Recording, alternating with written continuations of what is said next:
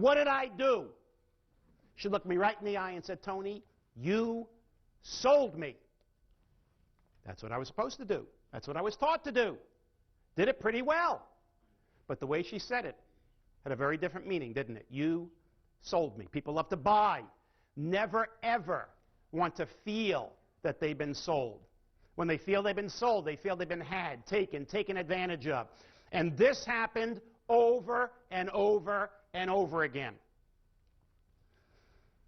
After a while, I decided I could not sell the cookware anymore. I naively believed that the problems I was experiencing were not the result of the approach that I was taking, but the product I was selling. So what did I do? Instead of changing my approach, I changed my product. So I started selling mausoleums.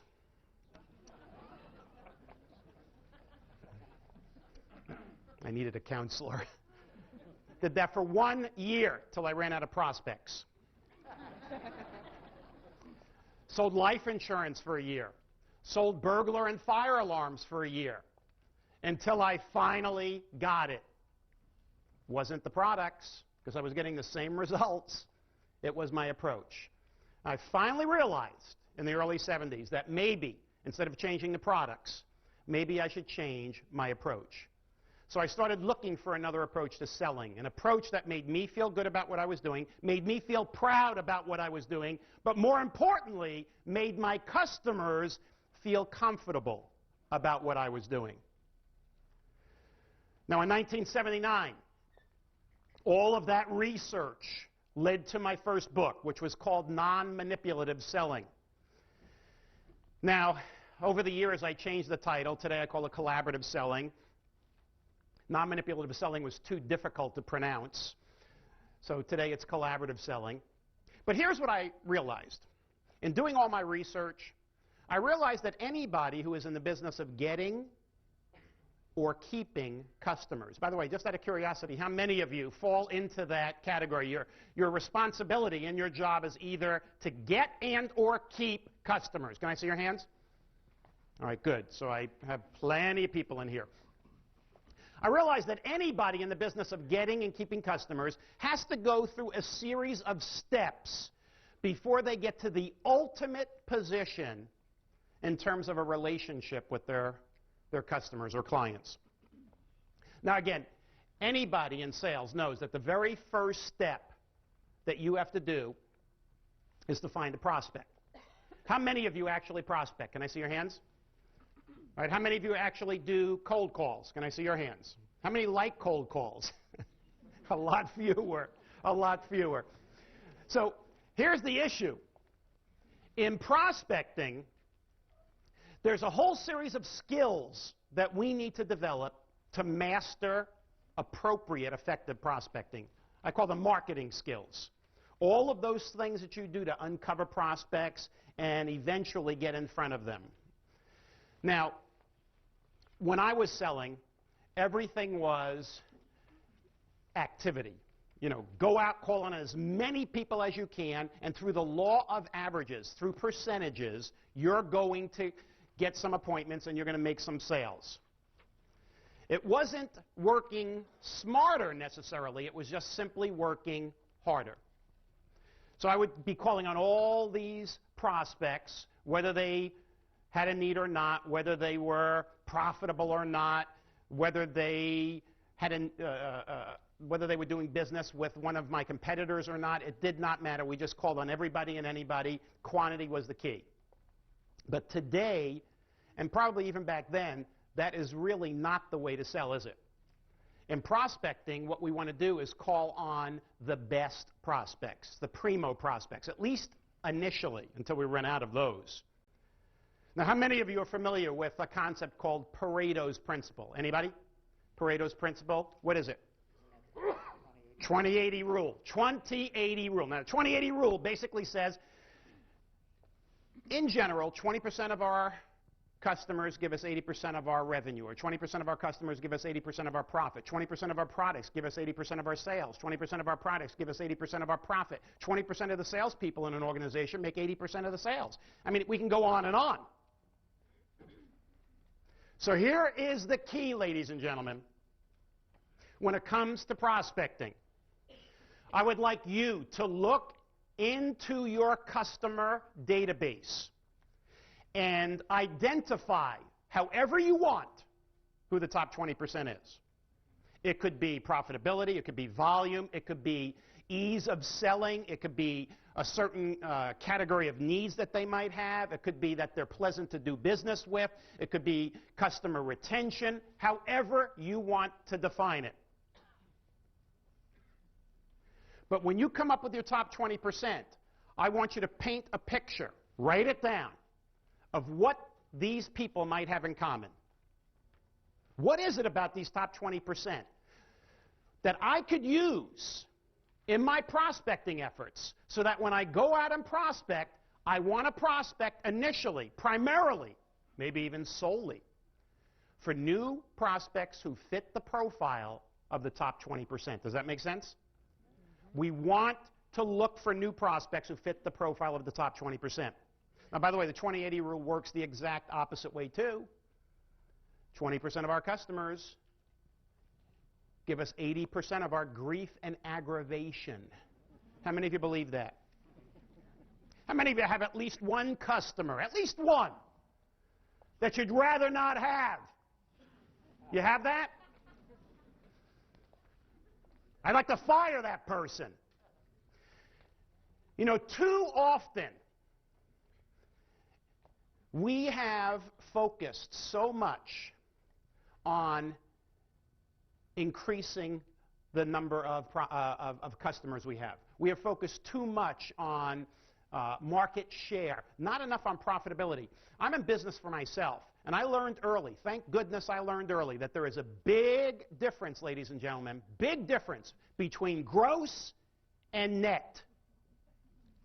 What would you rather have? Right? If you're a business person, you want net. Net's more important than gross. No question about it. I want profitability. I don't want money-losing, whining, complaining customers. Now, there are businesses today that are actually looking at their customers and saying, you know what? All customers are not created equal. Some are better than others. Some are worse than others. And in fact, the ones where we are losing money, the ones where we are spinning our wheels, the ones that are complaining, the ones that are abusing our employees. You ever have a customer that abused employees? So what they did is they decided that they were going to look at this bottom 20% and cut a bunch of them out. Now, you've heard this whole category about rating your prospects, grading your prospects, A, Bs, and Cs, right? A is the top 20%, B maybe the middle 60% or so, C the bottom 20%. What they did is they went to the bottom 20%, and they decided that they didn't use, by the way, A, B, and C. They used, they categorized them internally. They do not want this to go out. That's why I'm not mentioning the company name. They don't want this public. But internally, they use their own categorization system. Instead of A, B, C, they used the title from that old Clint Eastwood movie. What was it? The good, the bad, and the ugly. The good, they wanted to keep and nurture. The bad, they wanted to keep and grow. The ugly, they wanted nothing to do with. But I'll tell you this, they didn't just go out and fire the ugly. What they did, and I think this is a great philosophy, they went to the people who were money-losing, whining, complaining customers, and they gave them the opportunity to change. To change to make it a win-win. To change to make it profitable. To change so that they would move up into the B category. Those that refused, they fired. They removed discounts. They made it difficult. In fact, they made it so difficult for these customers that many of the customers simply quit. But the ones that they fired, talk about a great, that was a great financial strategy, but talk about a great competitive strategy. When they fired the customers, they gave them the name and phone number of their biggest competitor. Hey, keep them busy with these people. But the key here, ladies and gentlemen, you want to make more sales, you want to make more profit, you want to have better customer retention, find better prospects. That's where it begins. Now, once we have a prospect and we have approached the prospect, we go into the next stair. And the next stair is the actual face-to-face selling process. Now, I have been a sales trainer. I have trained salespeople as a sales manager, as a college prof, as a professional speaker and sales trainer since 1970. And I will tell you, when it really comes to face-to-face selling, there are only 3 steps. We could tell you there's 7, there's 12, there's, whatever, but there really are only 3 in face-to-face selling. Step number 1, needs analysis. A needs analysis, finding out problems and opportunities on the part of the customer. Step number 2, solutions. Coming up with a product or products and services that will either solve the problem that they have or seize an opportunity for them. See, all customer needs pretty much fall into one of 2 categories. And as you're doing your information gathering, please remember this. Very simple. You're looking in a needs analysis. Number 1, problems that you can help them solve. Number 2, opportunities that you can help them seize. Simple as that. All information you gather, a problem or an opportunity. Third step, what is it? Pretty obvious. We have the needs, we have the solutions, closing. Closing, or getting commitment and implementation. Closing is really a 2-step process, and that is commitment and implementation. And I'll tell you, one without the other, no good. Now you may say, hey, if I get implementation, that's great. I don't need commitment. Well, implementation without commitment leads to buyer's remorse. We don't want that. How about commitment without implementation? Hey, Dana, I love your product, I love you, I love the company, and I'm going to buy someday. You ever have that? We need both. So basically, it's needs analysis, solution, and closure. And by the way, I believe selling is incredibly easy. Making a sale, one of the easiest things you can do. Now, not everybody agrees with me, but I'll tell you this. Here's how easy it is to make sales. All you have to do, overpromise, underdeliver. How many sales can you make? A lot of sales. How many second-time sales to the same person? Probably none. Which now brings us to the third of 4 stairs, and that is repeat customers. You want to get a repeat customer? It's better, instead of overpromising and underdelivering, to do what? Underpromise and overdeliver. That's what you want to do. Here, in building repeat customers, what we do is we rely on a set of service skills. And I can simplify this. You want repeat customers? Consistently exceed their expectations. How many of you have heard that? You have to exceed the customer's expectations? You've heard that? Well, let me tell you a problem. In order to do that consistently and effectively, there are 3 things you have to do first. Number 1, identify what those expectations are. Customer by customer by customer. Different customers have different expectations. Would you agree? Number 2, manage it.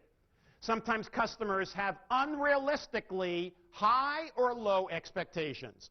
Now, if a customer has unrealistically low expectations, you might say, that's a no-brainer, that's good. But it's not.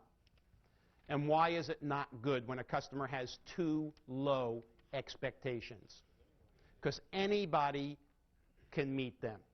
Lower cost, lower quality competitors can meet low expectations. We don't want low expectations. We want them high enough that our competitors can't hit them, but low enough that we can, which means sometimes customers have unrealistically high expectations. And as good as you might be, as many hoops as you jump through, if they have unrealistically high expectations, you cannot meet them. Have you ever run into an experience where a customer had unrealistic expectations? We want to monitor how well we're doing on an ongoing basis. You ever think about how a guided missile works? Do you realize that a guided missile, one of these super smart missiles, are never on target until they hit the target?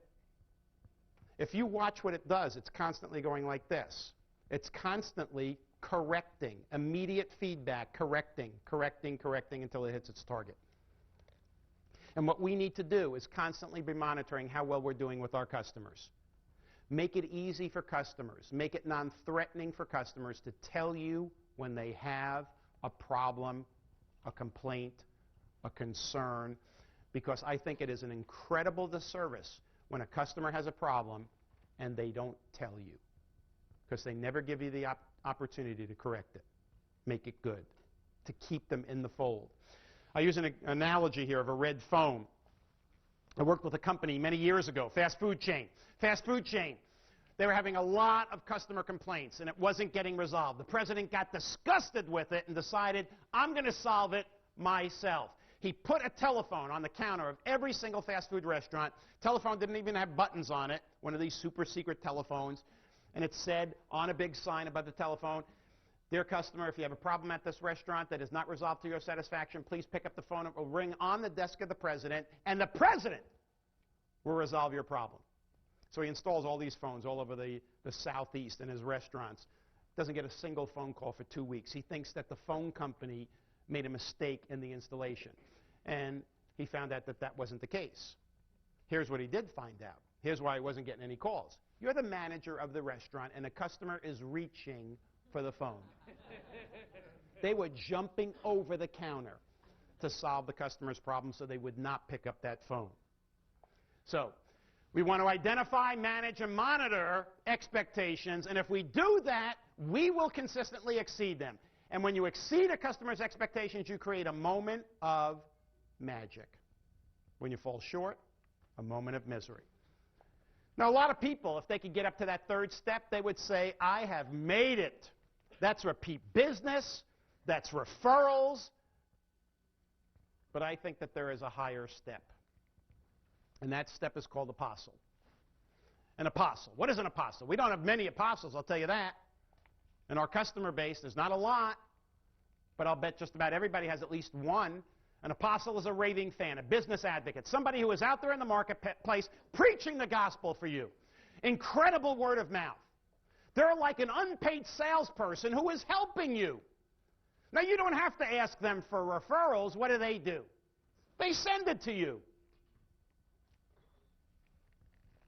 How many of you have at least one apostle that you can identify just like this? One apostle. And what value would you put on apostles? Priceless. Priceless. You build apostles through your relationship skills. One to one, one at a time, a lot of attention, a lot of nurturing. Now I'm going to show you a strategy that you can create more apostles. Before I show you the strategy, let me ask you this.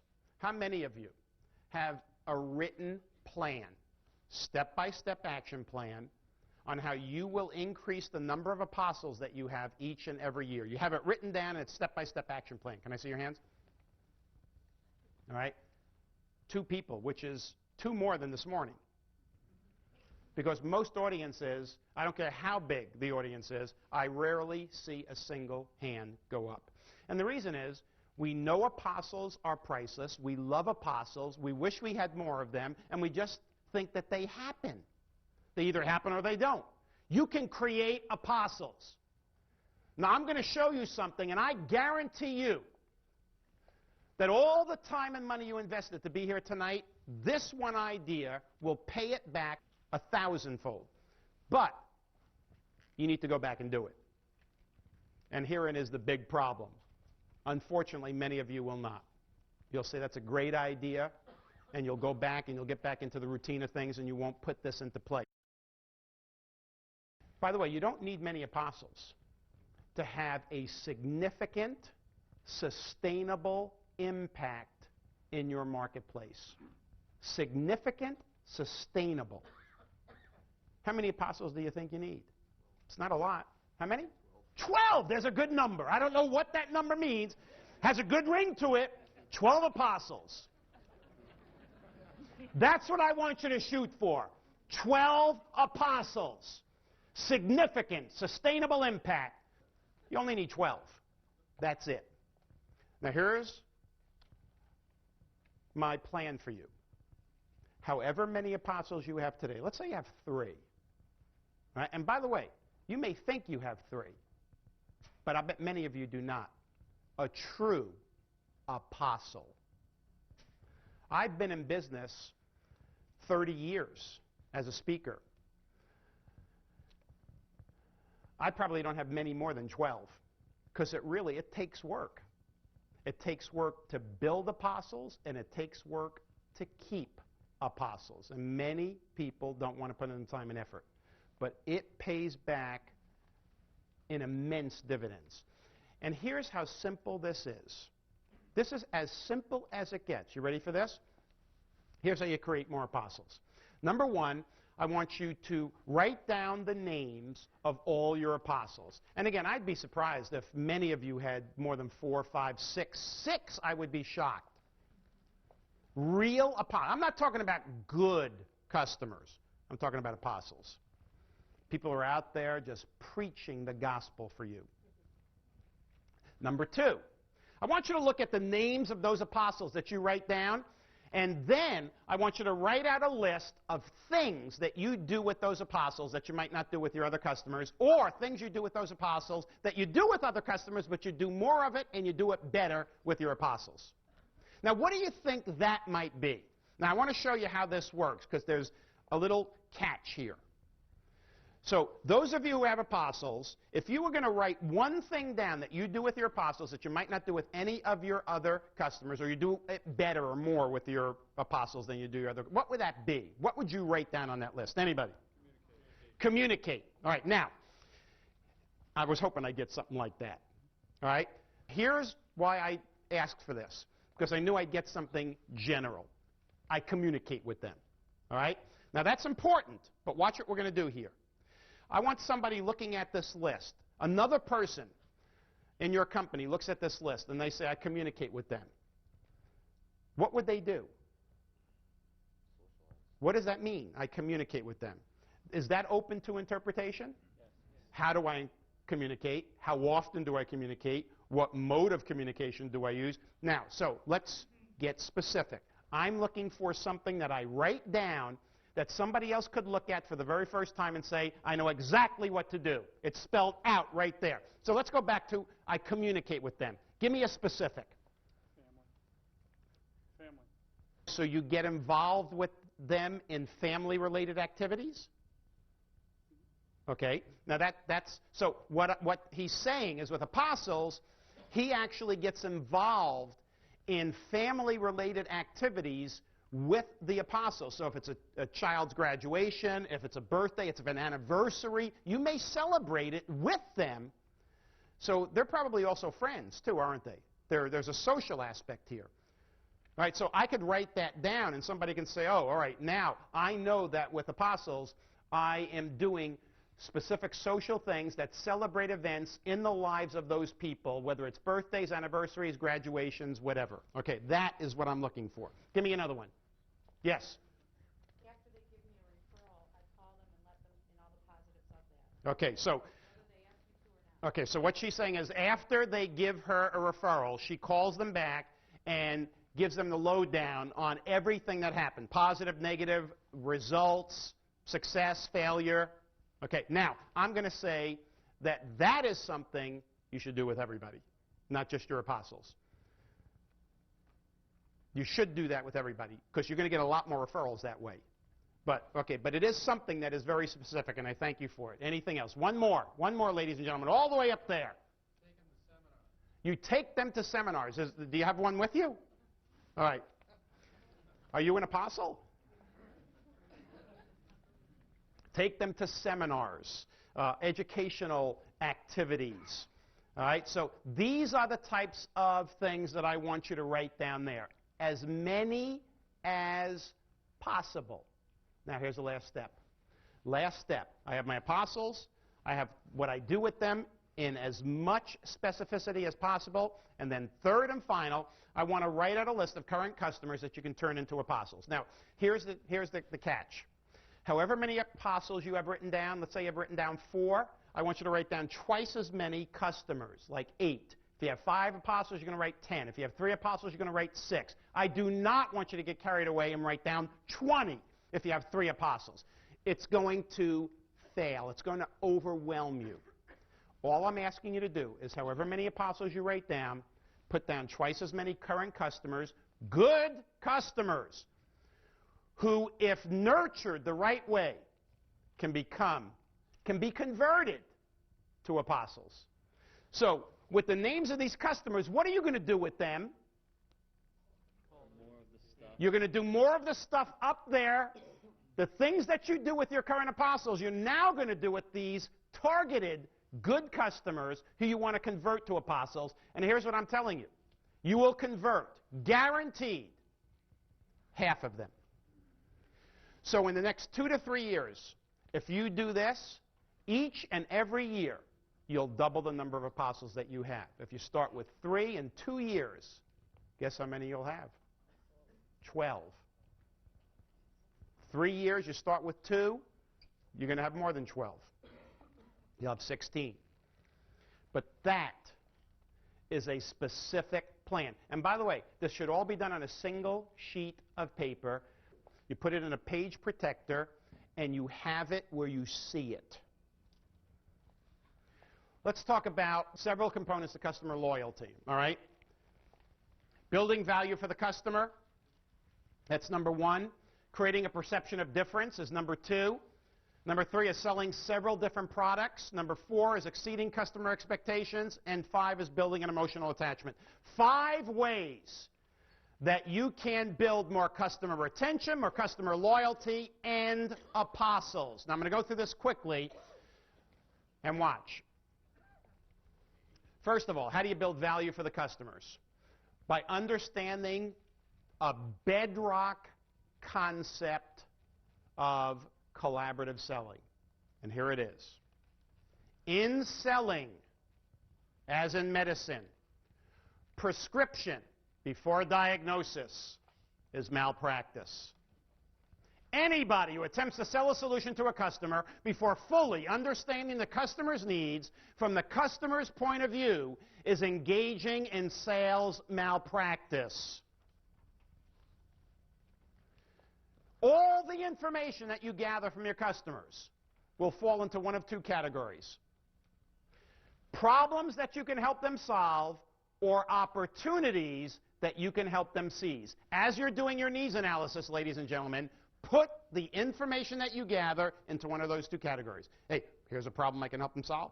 Here's an opportunity I can help them seize. Problem, opportunity. As you're gathering information, there's key pieces of information that you should be uncovering. What is the customer doing now, and what should they or could they be doing? The difference between what they should be doing and what they currently do is called the need gap. Crucial aspect in selling, crucial concept, the need gap. If what they're doing now and what they think they should be doing are pretty close to each other, very small need gaps, very small need gap, what's the likelihood they're going to take action? Not much. What they're doing now versus what they should be doing, if there's a big difference, a big need gap, what's the likelihood they're going to take action now? Pretty big. So your goal as a salesperson is to make them ask the questions that make them discover for themselves that what they're doing right now is not what they should be doing, and make them raise their sights and goals and objectives that there is something better they can be doing. The bigger the need gap, more likely they're going to take action. We want to find out what are their relevant past experiences dealing with our company, dealing with our competitors, dealing with a product or service such as the one that we sell, and were they positive or negative experiences. We want to find out who the decision makers are, especially if it's business-to-business selling, and what the decision-making process is. How do you go about making a decision such as this in your home, in your business? We want to find out what our competitive exposure is. For instance, if they're only talking to us and nobody else, you would sell one way. But if they're talking to you and your competitors, you would sell a bit differently, wouldn't you? So, crucial to understand your competitive exposure. What are their expectations?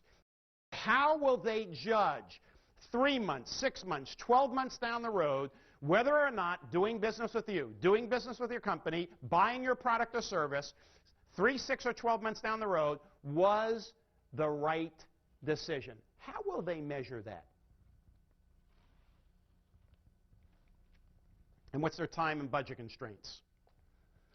Let's talk about how you create a perception of difference in the mind of the customer. Again, if there is competitive exposure, ladies and gentlemen, you need to know how you stack up against the competition. What are your advantages? In other words, what can you offer to your customers that your competitors can't and that your customers value? And what are the disadvantages that you have? And you do that for your major competitors, competitor A, B, C, D, whoever the major competitors are. One at a time, you want to say, here's how we have an edge over them, which is a selling point, and here's a disadvantage that we have. Disadvantages you can send back up to your manager or corporate, and hopefully some of these disadvantages can be corrected. Others can't. Sometimes you have what we may call a systemic disadvantage. It cannot be changed. For instance, your major competitor has been in business 20 years. Your company has only been in business 3 years. Not much you can do to change that. But there are ways that we can twist a perceived disadvantage into an advantage. And you can learn from a defense attorney on this one.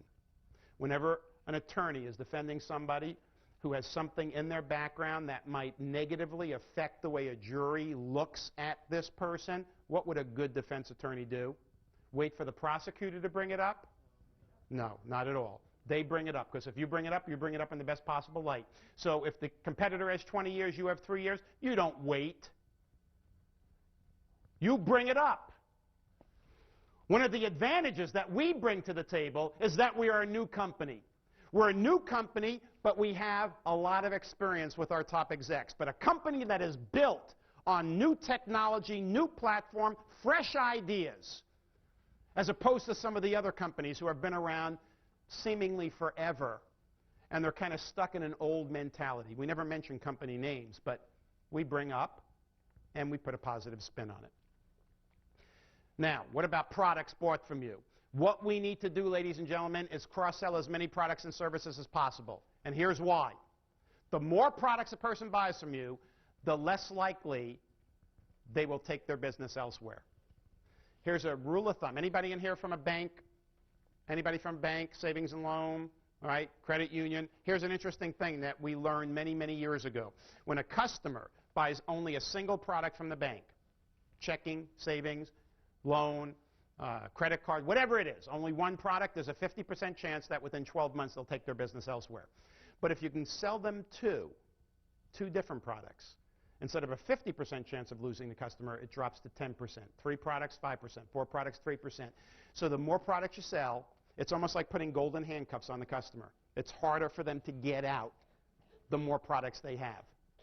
So not only do you make more money, more profit by selling more products, but you actually create more customer retention. I believe that what we need to do is, if you want to create apostles, you want to create long-term loyal customers, you must create an emotional attachment. People do business with people they like. You will pay more money to do business with somebody that you like and trust. Even though you can get it elsewhere cheaper, you will actually pay a little bit more to deal with somebody you like and trust. How many of you feel that you actually do that? There's value in the relationship. So what I'm asking you to do is simply, number one, increase the quantity of communication that you have with your customers. I believe the buyer-seller relationship is not unlike a marriage, in that the more communication, the stronger the bond, The less communication, the weaker the bond. That was borne out by a survey where they asked recently divorced couples. A divorced couple is almost like a customer saying, I'm not going to do business with you anymore.